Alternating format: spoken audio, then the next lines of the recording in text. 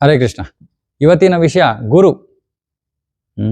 ಆಧ್ಯಾತ್ಮಿಕ ಜ್ಞಾನವನ್ನ ನಾವು ಸ್ವಂತ ಪ್ರಯತ್ನದಿಂದ ಅರ್ಥ ಮಾಡ್ಕೊಳಕ್ ಸಾಧ್ಯ ಇಲ್ಲ. ಅದನ್ನ ಸ್ವೀಕರಿಸೋದಕ್ಕೆ ನಾವು ಒಬ್ಬ ಅಧಿಕೃತ ಗುರುವಿನ ಬಳಿಗೆ ಹೋಗ್ಬೇಕು. ಆ ಗುರು ಒಂದು ಅಧಿಕೃತ ವೈಷ್ಣವ ಪರಂಪರೆಗೆ ಸೇರಿರ್ಬೇಕು. ಒಂದು ಪ್ರಸಿದ್ಧ ಶ್ಲೋಕ ಇದೆ. ಓಂ ಅಜ್ಞಾನತಿಮಿರಾಂಧಸ್ಯ ಜ್ಞಾನಾಂಜನ ಶಲಾಕಯ ಚಕ್ಷುರುನ್ಮೀಲಿತಂ ಯೇನ ತಸ್ಮೈ ಶ್ರೀ ಗುರವೇ ನಮಃ. ಈ ಶ್ಲೋಕದಲ್ಲಿ ಏನ್ ಹೇಳ್ತಾ ಇದಾರೆ ಅಂದ್ರೆ, ನಾವು ಅಜ್ಞಾನ ತಿಮಿರಾಂಧಸ್ಯ, ಅಜ್ಞಾನದ ಕತ್ತಲೆಯಲ್ಲಿ ನಾವು ಮುಳುಗೋಗ್ಬಿಟ್ಟಿದೀವಿ. ನಮ್ಮ ಕಣ್ಣು ಕುರುಡಾಗ್ಬಿಟ್ಟಿದೆ ಈ ಕತ್ತಲೆಯಿಂದ. ಮತ್ತೆ ನಮ್ಮ ಕಣ್ಣಿಗೆ ದೀಪವನ್ನ ಬೆಳಗಿಸ್ತಾ ಕೊಡ್ತಾ ಇರೋರು ಯಾರು? ಅದು ಆಧ್ಯಾತ್ಮಿಕ ಗುರುಗಳು. ಅವರ ಜ್ಞಾನದ ಮೂಲಕ, ಜ್ಞಾನವನ್ನು ಕೊಡೋದ್ರ ಮುಖೇನ ಅವರು ನಮ್ಮ ಕಣ್ಣನ್ನ ತೆರೀತಾರೆ. ಅಂತಹ ಗುರುಗಳಿಗೆ ನಾವು ನಮನಗಳನ್ನ ಸಲ್ಲಿಸುತ್ತಿದ್ದೇವೆ ಅಂತ ಈ ಶ್ಲೋಕದ ಅರ್ಥ. ಹಾಗಾಗಿ ಗುರುಗಳು ನಮ್ಗೆ ಏನ್ ಕೊಡ್ತಾರೆ? ನಿಜವಾದ ಜ್ಞಾನವನ್ನ ಕೊಡ್ತಾರೆ, ಅಧಿಕೃತವಾದ ಜ್ಞಾನವನ್ನ ಕೊಡ್ತಾರೆ. ಗುರುಗಳು ನಮ್ಗೆ ಭಗವದ್ಗೀತೆ, ಭಾಗವತದಿಂದ ಜ್ಞಾನವನ್ನ ಕೊಡ್ತಾರೆ ಮತ್ತು ನಮ್ಮನ್ನ ಕತ್ತಲೆಯಿಂದ ಬೆಳಕಿಗೆ ತರ್ತಾರೆ. ಆದರೆ ಅದು ಆಗ್ಬೇಕು ಅಂದ್ರೆ ನಾವು ಸ್ವಲ್ಪ ನಮ್ಮ ದೃಷ್ಟಿಕೋನವನ್ನು ಬದಲಾಯಿಸ್ಬೇಕು. ಅಂದ್ರೆ ನಾವು ಜ್ಞಾನವನ್ನು ಪಡ್ಕೊಂಡಾಗ, ಯಾವುದೇ ಜ್ಞಾನ ಇರಲಿ, ಆ ಜ್ಞಾನದಿಂದ ನಮ್ಮ ಜೀವನದಲ್ಲಿ ಪರಿವರ್ತನೆ ಆಗ್ಬೇಕು. ಸುಮ್ಮನೆ ಈ ಕಡೆಯಿಂದ ಕೇಳಿ ಆ ಕಡೆಯಿಂದ ಬಿಡೋ ಜ್ಞಾನ ಅಜ್ಞಾನವೇ, ಉಪಯೋಗ ಇಲ್ಲ. ಇವಾಗ ಉದಾಹರಣೆಗೆ ಯಾರೋ ವಾಹನ ಚಲಾಯಿಸ್ತಾ ಇದ್ದಾರೆ, ಸಿಗ್ನಲ್ ಕೆಂಪು ಬಣ್ಣದಲ್ಲಿದ್ರೆ ನಾವು ನಿಲ್ಲಿಸ್ಬೇಕು. ಇದು ಎಲ್ಲರಿಗೂ ತಿಳಿದಿರುವಂಥ ವಿಷಯ.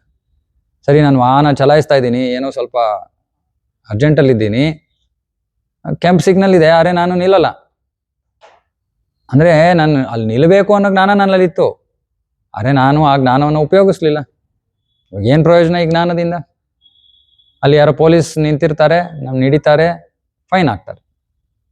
ಅಂದ್ರೆ ಜ್ಞಾನವಿದ್ರೂ ಕೂಡ ಅದನ್ನು ನಾವು ಉಪಯೋಗಿಸದೆ ಹೋದ್ರೆ, ಅದನ್ನು ನಮ್ಮ ಜೀವನದಲ್ಲಿ ಅಳವಡಿಸ್ಕೊಳ್ಳದೆ ಹೋದ್ರೆ ಆ ಜ್ಞಾನ ನಿಷ್ಪ್ರಯೋಜಕ. ಹಾಗಾಗಿ ಗುರುಗಳು ನಮಗೆ ಅಧಿಕೃತ ಜ್ಞಾನವನ್ನು ಕೊಡ್ತಾರೆ. ನಮ್ಮ ಕೆಲಸ ಏನು? ಆ ಜ್ಞಾನವನ್ನ ಪಡ್ಕೊಂಡು ಅದನ್ನು ನಾವು ನಮ್ಮ ಜೀವನದಲ್ಲಿ ಅಳವಡಿಸ್ಕೊಳ್ಳೋಕೆ ಪ್ರಯತ್ನ ಮಾಡಬೇಕು. ಇದಕ್ಕೆ ಶರಣಾಗತಿ ಅಂತಾರೆ. ಭಗವದ್ಗೀತೆಯಲ್ಲಿ 2ನೇ ಅಧ್ಯಾಯ 7ನೇ ಶ್ಲೋಕದಲ್ಲಿ ಅರ್ಜುನ ಕೃಷ್ಣನಿಗೆ ಶರಣಾಗ್ತಾನೆ. ಬಹಳ ಸುಂದರವಾದ ಶ್ಲೋಕ. ಕಾರ್ಪಣ್ಯ ದೋಷೋಪಹತ ಸ್ವಭಾವ ಪೃಚ್ಛಾಮಿ ತ್ವಾಂ ಧರ್ಮ ಸಮ್ಮೂಢ ಚೇತಾ ಯಶ್ರೇಯಸ್ಯ ನಿಶ್ಚಿತಂ ಬ್ರೂಹಿ ತನ್ಮೇ ಶಿಷ್ಯಸ್ತೇಹಂ ಶಾದಿ ಮಾಂ ತ್ವಾಂ ಪ್ರಪನ್ನಂ. ಅರ್ಜುನ ಹೇಳ್ತಾ ಇದ್ದಾನೆ, ಕಾರ್ಪಣ್ಯ ದೋಷ ಉಪಹತ ಸ್ವಭಾವ. ಕಾರ್ಪಣ್ಯ ದೋಷ ಅಂದ್ರೆ ಹೃದಯ ದೌರ್ಬಲ್ಯದಿಂದ ನಾನು ಬಳಲ್ತಾ ಇದ್ದೀನಿ ಅಂತ ಅರ್ಜುನ ಹೇಳ್ತಾ ಇದ್ದಾನೆ. ಇದಕ್ಕೆ ಕಾರ್ಪಣ್ಯ ದೋಷ ಅಂತ ಹೇಳ್ತಾ ಇದ್ದಾರೆ. ಕೃಪಣ ಅಂದ್ರೆ ಯಾರು? ಸಾಮಾನ್ಯವಾಗಿ ಯಾರ ಹತ್ರ ಹಣ ಇರುತ್ತೋ ಆದ್ರೆ ಅವನು ಅದನ್ನು ಖರ್ಚು ಮಾಡಕ್ಕೆ ಇಷ್ಟಪಡೋದಿಲ್ಲ, ಅವನು ಕೃಪಣ, ಜಿಪುಣ. ಆದ್ರೆ ಅರ್ಜುನ ಯಾಕೆ ತನ್ನನ್ನು ತಾನು ಇಲ್ಲಿ ಜಿಪುಣ ಅಂತ ಕರ್ಕೊಳ್ತಾ ಇದ್ದಾನೆ?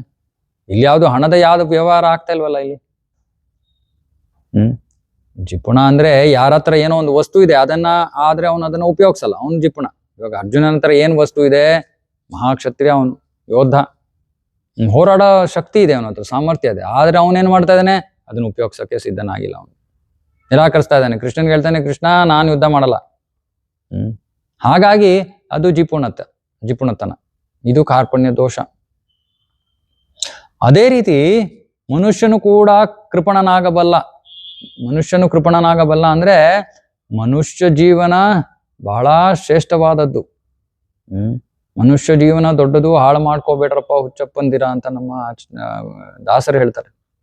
ಮನುಷ್ಯ ಜನ್ಮ ಶ್ರೇಷ್ಠ. ಆ ಜನ್ಮವನ್ನ ನಾವು ಪ್ರಾಣಿಗಳಂತೆ ವ್ಯರ್ಥ ಮಾಡಿದ್ರೆ ನಾವು ಜಿಪುಣರಾಗ್ತೀವಿ. ಪ್ರಾಣಿಗಳಂತೆ ವ್ಯಯ ಮಾಡೋದಂದ್ರೆ ಏನು? ಪ್ರಾಣಿಗಳಿಗೆ 4 ಕೆಲಸಗಳು ಗೊತ್ತಿರೋದು. ಆಹಾರ, ನಿದ್ರ, ಭಯ, ಮೈಥುನ. ಆಹಾರ, ಊಟ ಮಾಡೋದು. ನಿದ್ರ, ಮಲ್ಗೋದು. ಭಯ, ತಮ್ಮನ್ನು ತಾವು ರಕ್ಷಿಸ್ಕೊಳ್ಳೋದು. ಮೈಥುನ, ಮಕ್ಕಳನ್ನು ಹುಟ್ಟಿಸೋದು. ಇವಾಗ ಮನುಷ್ಯನು ಕೂಡ ಇದೇ ರೀತಿಯಲ್ಲಿ ಜೀವನವನ್ನ ನಡೆಸಿದ್ರೆ ಅವನಿಗೂ ಪ್ರಾಣಿಗೂ ಏನು ವ್ಯತ್ಯಾಸನೇ ಇಲ್ಲ. ಆಗ ಅವನು ತನ್ನ ಮನುಷ್ಯ ಜನ್ಮವನ್ನ ವ್ಯರ್ಥ ಮಾಡ್ತಾ ಇದ್ದಾನೆ. ಪ್ರಾಣಿಗಳಿಗೆ ಏನ್ ಗೊತ್ತು? ಕುಟುಂಬದ ಮೇಲೆ ವ್ಯಾಮೋಹ, ಮಕ್ಕಳು, ಅವ್ರಿಗೆ ಊಟ ತರಬೇಕು, ಅವರನ್ನು ರಕ್ಷಿಸ್ಬೇಕು. ಮನುಷ್ಯನು ಕೂಡ ಇದೇ ರೀತಿಯಲ್ಲಿ ನಾನು, ನನ್ನದು, ಅಹಂ, ಮಮ ಅಂತ ಜೀವನ ನಡೆಸಿದ್ರೆ ಅದಕ್ಕೆ ಚರ್ಮರೋಗ ಅಂತ ಕರೀತಾರೆ. ಚರ್ಮರೋಗ ಯಾಕಂದ್ರೆ ಈ ಸಂಬಂಧಗಳೆಲ್ಲ ಚರ್ಮದಿಂದ ಆಗಿರೋದು. ಅಂದ್ರೆ ರಕ್ತ ಸಂಬಂಧ ಅಂತಾರೆ, ಅದು ಚರ್ಮ ರೋಗ. ಈ ದೇಹದೊಂದಿಗಿನ ಈ ಬಾಂಧವ್ಯ ಮತ್ತು ದೇಹಕ್ಕೆ ಸಂಬಂಧಿಸಿದ ವಸ್ತುಗಳೇ ಅನ್ನದು ಅಂತ ಯಾರು ಜೀವನ ಮಾಡ್ತಾರೋ ಅವರು ತಮ್ಮ ಜೀವನವನ್ನು ವ್ಯರ್ಥ ಮಾಡ್ತಾ ಇದ್ದಾರೆ. ಅವರು ಕೃಪಣರು. ಅಂತಹ ಕೃಪಣ ಅವನೇನ್ ಮಾಡ್ತಾನೆ, ಅವನು ಜೀವನದ ನಿಜವಾದ ಸಮಸ್ಯೆಗಳನ್ನ ಪರಿಹರಿಸ್ಕೊಳ್ಳೋದಕ್ಕೆ ಪ್ರಯತ್ನ ಮಾಡಲ್ಲ. ಪ್ರಾಣಿಗಳಂತೆ ಜೀವನ ನಡೆಸ್ತಾನೆ. ಜೀವನದ ನಿಜವಾದ ಸಮಸ್ಯೆಗಳು ಅಂದ್ರೆ ಏನರ್ಥ? ಇದಕ್ಕೆ ನಾವೊಂದು ವ್ಯಾಖ್ಯಾನ, ಡೆಫಿನಿಷನ್ ಕೊಡ್ತೀನಿ. ನಿಜವಾದ ಸಮಸ್ಯೆ ಅಂದ್ರೆ ಯಾರಿಗೂ ಅದು ಬೇಕಿಲ್ಲ, ಆದ್ರೆ ಯಾರು ತಪ್ಪಿಸ್ಕೊಳಕ್ ಸಾಧ್ಯ ಇಲ್ಲ ಅದರಿಂದ. ಯಾವ ಅಂತ ಸಮಸ್ಯೆಗಳು? ಇವಾಗ ನೀವು ಹೇಳ್ಬೋದು, ನನ್ನ ಗಾಡಿ ಪಂಚರ್ ಆಗೋಯ್ತು. ಹೌದು, ಆದ್ರೆ ಎಲ್ಲರ ಗಾಡಿ ಪಂಚರ್ ಆಗೋದಿಲ್ವಲ್ಲ. ಅಥವಾ ನೀವು ಹೇಳ್ಬೋದು, ನಮ್ಮ ಮನೆಗೆ ಕೆಲ್ಸದವಳು ಬರಲಿಲ್ಲ ಇವತ್ತು. ಎಲ್ಲರ ಮನೆಗೂ ಬರ್ದೇ ಇರ್ಬೋದು, ಬರ್ಬೋದು, ಹೇಗಾದ್ರೂ ಆಗ್ಬೋದು. ಎಲ್ಲರಿಗೂ ಅನ್ವಯವಾಗೋದಿಲ್ಲ ಅದು. ಸೊ ನಿಜವಾದ ಸಮಸ್ಯೆಗಳು ಅಂದ್ರೆ ಜನ್ಮ, ಮೃತ್ಯು, ಜರ, ವ್ಯಾಧಿ. ಜನ್ಮ ಅಂದ್ರೆ ಹುಟ್ಟು, ಮೃತ್ಯು, ಮರಣ, ಜರ, ವೃದ್ಧಾಪ್ಯ, ಮತ್ತೆ ವ್ಯಾಧಿ, ರೋಗ. ಇವಾಗ ಯಾರಿಗೂ ಇದು ಬೇಕಾಗಿಲ್ಲ, ಆದ್ರೆ ಯಾರು ಇದರಿಂದ ತಪ್ಪಿಸ್ಕೊಳಕ್ಕಾಗಲ್ಲ. ಹಾಗಾಗಿ ಇದು ನಿಜವಾದ ಸಮಸ್ಯೆಗಳು. ಈ ಸಮಸ್ಯೆಗಳಿಗೆ ನಾವು ಪರಿಹಾರವನ್ನು ಹುಡುಕಬೇಕು. ಯಾರು ಇದಕ್ಕೆ ಪರಿಹಾರವನ್ನು ಹುಡುಕೋದಿಲ್ವೋ ಅವರು ಕಾರ್ಪಣ್ಯ ದೋಷ. ಸೊ ಅರ್ಜುನ ಹೇಳ್ತಾನೆ, ಕಾರ್ಪಣ್ಯ ದೋಷ ಉಪತ ಸ್ವಭಾವ ಧರ್ಮ ಸಮೂಢ ಚೇತಃ. ಧರ್ಮ ಏನು, ಧರ್ಮದ ಬಗ್ಗೆ ನಾನು ದಿಗ್ಭ್ರಾಂತನಾಗಿದ್ದೀನಿ. ಧರ್ಮ ಏನು ಅನ್ನೋದ್ರ ಬಗ್ಗೆ ನಾವು ಇನ್ನೊಂದು ವಿಡಿಯೋನಲ್ಲಿ ಹೇಳ್ತೀವಿ. ಬಹಳ ಮುಖ್ಯವಾದ ವಿಷಯ. ಹಾಗಾಗಿ ಅವನು ಕೃಷ್ಣನ ಕೇಳ್ತಾ ಇದ್ದಾನೆ, ಯತ್ ಶ್ರೇಯಸ್ಯಾನ್ ನಿಶ್ಚಿತಂ ಬ್ರೂಹಿ ತನ್ಮೇ. ಕೃಷ್ಣ, ನನಗೆ ಧರ್ಮ ಏನು ಅಂತ ಗೊತ್ತಾಗ್ತಾ ಇಲ್ಲ, ನನಗೆ ಏನು ಶ್ರೇಯಸ್ಕರವೋ ನೀನು ದಯವಿಟ್ಟು ಅದನ್ನ ನಿಶ್ಚಿತವಾಗಿ ಹೇಳ್ಬಿಡು. ಈ ಶ್ರೇಯಸ್ಸು ಪ್ರೇಯಸ್ಸು ಕೂಡ ಒಂದು ಬಹಳ ಸುಂದರವಾದ ವಿಷಯ. ಅದನ್ನು ಇನ್ನೊಂದು ವಿಡಿಯೋಲಿ ನಾವು ಚರ್ಚೆ ಮಾಡ್ತೀವಿ. ಸರಿ, ಏನು ಶ್ರೇಯಸ್ಕರವಾದದ್ದು ಅನ್ನೋದನ್ನ ನನಗೆ ಹೇಳ್ಬಿಡು. ಶಿಷ್ಯಸ್ತೆ ಹಂ ಶಾದಿ ಮಾಂ ತ್ವಾಂ ಪ್ರಪನ್ನಂ. ಹೇಳ್ಬಿಡು ಅಂದ್ರೇನು? ಇವಾಗ ನಾನು ನಿನ್ನ ಶಿಷ್ಯನಾಗೋಗಿದ್ದೀನಿ, ನೀನು ದಯವಿಟ್ಟು ನನಗೆ ಉಪದೇಶವನ್ನ ನೀಡು. ನಾನು ಇವಾಗ ನಿನಗೆ ಶರಣಾಗತನಾಗಿದ್ದೀನಿ. ಸೊ ಗುರುಗಳಿಂದ ನಾವು ಜ್ಞಾನವನ್ನ ಸ್ವೀಕರಿಸಬೇಕು ಅಂದ್ರೆ ನಾವು ಗುರುಗಳಿಗೆ ಶರಣಾಗತರಾಗಬೇಕು. ಈ ಶಿಷ್ಯ ಅಂದ್ರೆ ಶಸ್ ಧಾತು ಸಂಸ್ಕೃತದಲ್ಲಿ. ಶಸ್ ಧಾತು ಅಂದ್ರೆ ಶಿಸ್ತು, ಡಿಸಿಪ್ಲಿನ್. ಸೊ ಇದು ಗುರು ಮತ್ತೆ ಶಿಷ್ಯನ ನಡುವಿನ ಸಂಬಂಧ. ಗುರು ಜ್ಞಾನವನ್ನ ಕೊಡ್ತಾರೆ, ದಯಪಾಲಿಸ್ತಾರೆ. ಶಿಷ್ಯ ಗುರುವಿಗೆ ಶರಣಾಗತರಾಗಬೇಕು. ಅಂದ್ರೆ ಗುರುವಿನ ಆಜ್ಞೆಗಳನ್ನ ಪಾಲನೆ ಮಾಡಬೇಕು. ಗುರು ಸಲಹೆಗಳನ್ನ ನೀಡೋದಿಲ್ಲ, ಆದೇಶಗಳನ್ನ ನೀಡ್ತಾರೆ. ಮತ್ತೆ ಗುರು ಮತ್ತೆ ಶಿಷ್ಯರ ನಡುವಿನ ಸಂಬಂಧ ಗೌರವ ಮತ್ತು ಸೇವೆ ಎರಡರ ಮೇಲೆ ಆಧರಿಸಿರ್ಬೇಕು. ಮೊದಲು ಗೌರವ ಇರಬೇಕು ಗುರುಗಳಿಗೆ, ಆಮೇಲೆ ನಾವು ಅವರಿಗೆ ನಮ್ರತೆಯಿಂದ ಸೇವೆಯನ್ನು ಮಾಡಬೇಕು. ಆಗ ಗುರುಗಳು ಕೊಡುವಂತ ಜ್ಞಾನ ನಮಗೆ ಲಭ್ಯವಾಗುತ್ತೆ. ಅರ್ಜುನ ಮೊದಲನೇ ಅಧ್ಯಾಯದಲ್ಲಿ ಮತ್ತೆ ಎರಡನೇ ಅಧ್ಯಾಯದ ಪ್ರಾರಂಭದಲ್ಲಿ ಹಲವಾರು ವಾದಗಳನ್ನು ನೀಡ್ತಾನೆ. ಈ ಕಾರಣಕ್ಕೆ ನಾನು ಯುದ್ಧ ಮಾಡಲ್ಲ, ಆ ಕಾರಣಕ್ಕೆ ನಾನು ಯುದ್ಧ ಮಾಡಲ್ಲ. ಅರೆ ಕೊನೆಗೆ ಅವನು ಗೊತ್ತಾಗ್ಬಿಡುತ್ತೆ, ಅಯ್ಯೋ ನನ್ನ ಸಾಮರ್ಥ್ಯದಿಂದ, ನನ್ನ ಬುದ್ಧಿಶಕ್ತಿಯಿಂದ ನನಗೆ ಗೊತ್ತಾಗ್ತಾ ಇಲ್ಲ ನಾನು ಏನ್ ಮಾಡ್ಬೇಕು. ಹಾಗಾಗಿ ಶರಣಾಗತನಾಗ್ತಾನೆ. ಅಂದ್ರೆ ನಮ್ಮ ಪಾಂಡಿತ್ಯ, ಸಂಪತ್ತು ಇತ್ಯಾದಿಗಳು ಯಾವುದು ಕೂಡ ಜೀವನದ ನಮ್ಮ ಪ್ರಶ್ನೆಗಳಿಗೆ ಉತ್ತರವನ್ನು ಕೊಡೋದಕ್ಕೆ ಆಗದೆ ಇರ್ಬೋದು, ನಿಜವಾದ ಪ್ರಶ್ನೆಗಳು.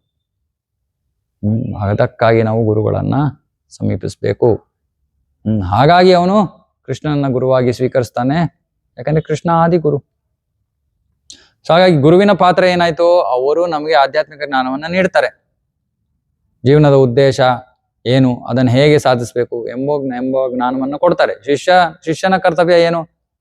ಶಿಷ್ಯ ಗುರುಗಳಿಗೆ ಶರಣಾಗತರಾಗಬೇಕು, ಅವರ ಆದೇಶಗಳನ್ನು ತನ್ನ ಜೀವನದಲ್ಲಿ ಪಾಲನೆ ಮಾಡಬೇಕು. ಆಗ ಅವನ ಜ್ಞಾನದ ದೀಪದಿಂದ ಅವನ ಕಣ್ಣು ತೆರೆಯುತ್ತೆ. ಮತ್ತೆ ಕೃಷ್ಣ ಆದಿಗುರು.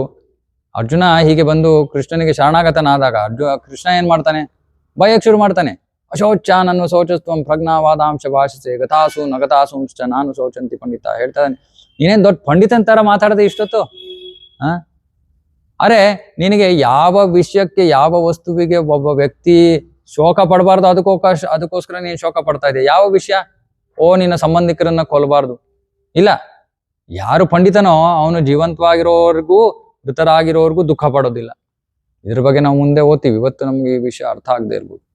ಅರೆ ಕೃಷ್ಣ ಬೈತಾ ಇದ್ದಾನೆ, ನೀನ್ ಮಹಾ ವಿದ್ವಾಂಸ ಅಂತೆ ಮಾತಾಡ್ತಾ ಇದೆಯಾ, ಆದ್ರೆ ನಿನ್ ಜ್ಞಾನ ಇಲ್ಲ, ಸರಿಯಾದ ಜ್ಞಾನವನ್ನ ಪಡ್ಕೊಳ್ಳದೆ ನೀನ್ ಯಾಕೆ ಇಷ್ಟೊಂದು ವಾದವನ್ನ ಮಾಡ್ತಾ ಇದೀಯಾ